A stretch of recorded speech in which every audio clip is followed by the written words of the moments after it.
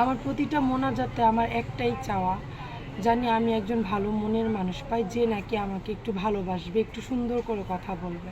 আমি শুধু একটু ভালোবাসার। আসসালামু আলাইকুম আপু। ওয়ালাইকুম আসসালাম। আসসালামু আলাইকুম আপু। ওয়ালাইকুম আসসালাম, কেমন আছেন? এই তো আলহামদুলিল্লাহ, আল্লাহ পাক রাখছে ভালো, আপনাদের দোয়া। আপু, নাম? মিষ্টি ইসলাম। কোথা থেকে এসেছেন? বয়স কত? আপু আমার বাসা ঠাকুরগাঁও থেকে এসেছে, আমার বয়স 24। 24 বছর। 24 বছর বয়স, আপু বিয়ে শাদী হয়েছে? না আপু, আমার এখনো বিয়ে শাদী হয়নি। বিয়ে শাদী হয় নাই, কেন হয় নাই? আপু আমার বাসায় সৎমা আছে। সৎমা থাকলে কি কারো বিয়ে হয় না? যখনই আমার বিয়ের কথা তুলেছে আব্বু, তখনই বলেছে বিয়ের অনেক খরচ, মেয়ে কি চলে যাচ্ছে না ভেগে যাচ্ছে, বিয়ে হবে না।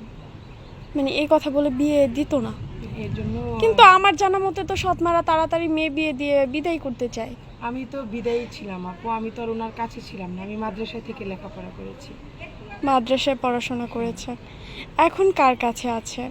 আপু আমার সৎমা আমাকে শুধু মারধর করতো, অনেক ঝগড়াঝাটি হতো বাসায়। এত বড় মেয়ে কেউ মারে? আমি এত বড় হয়ে এখনো মানে মার হাতে মার খেয়েছি আমি। তো যেই আমার আব্বুর প্যারালাইজ হয়ে গেছে, তখন যা জায়গা সম্পত্তি ছিল সব আমার দুই সৎ ভাইয়ের নামে লিখে নিয়ে